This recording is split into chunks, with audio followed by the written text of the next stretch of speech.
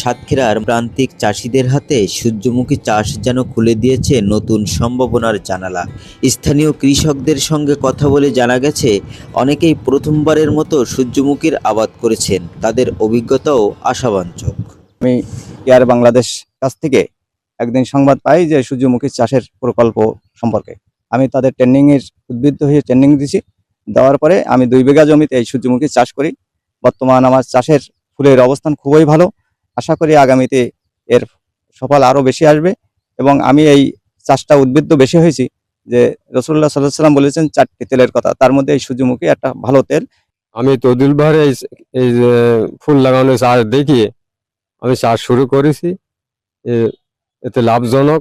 আমার নাম শিল্পী দাস। আমরা 2 বিঘা জমি সূর্যমুখী চাষ করেছি। আশা করি ভালো ফলন পাবো। কম খরচ, কম সেচ আর অনুকূল আবহাওয়া সব মিলিয়ে সূর্যমুখী চাষ দিনে দিনে জনপ্রিয় হয়ে উঠেছে। সঠিক বাজার ব্যবস্থা ও প্রয়োজনীয় সহায়তা পেলে এই ফসলই হতে পারে তাদের আয়ের নির্ভরযোগ্য উৎস।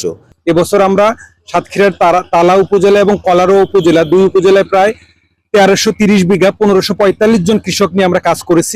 আমরা তাদেরকে উচ্চ মূল্যের হাইব্রিড জাতের সূর্যমুখী বীজ যেটা হাইসান 36 সরবরাহ করেছি এবং তাদেরকে আমরা শুরু থেকে শেষ পর্যন্ত প্রসেসিং পর্যন্ত আমরা সহযোগিতা করব এবং করে যাচ্ছি। আমাদের সার্বিকভাবে সহযোগিতা কৃষি সম্প্রসারণ অধিদপ্তর আমাদের কারিগরি পরামর্শ সার্বিক সহযোগিতাতে অংশগ্রহণ করেছে। আমাদের এই বছর মাঠে সূর্যমুখীর ফলন আশা করতেছি আমরা খুব ভালো পাবো এবং আমাদের কৃষকরা উপকৃত হবে। আমাদের এই সূর্যমুখী চাষের সাথে প্রায় 7,000 কৃষক জড়িত আছে। এই 7,000 কৃষক যদি এবার তারা ফলপ্রসূভাবে এই সূর্যমুখী আবাদ করতে পারেন, আগামীতে আমাদের এই সূর্যমুখীর আবাদ আরো বেড়ে যাবে। কারণ এই সূর্যমুখী কিছুটা লবণ সহিষ্ণু ফসল, যার কারণে যেখানে অন্য ফসল হয় না সেখানে জো কন্ডিশনে যদি আমরা এটা লাগাতে পারি তাহলে আগামীতে এই সূর্যমুখীর চাষ বেড়ে যাবে বলেই আমি আশা করি।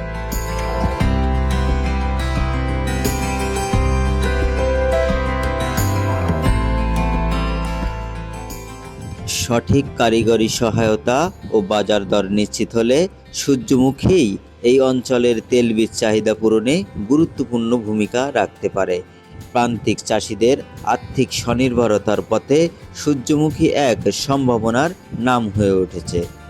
সর্দার আবু সাইদ, সাতক্ষীরা।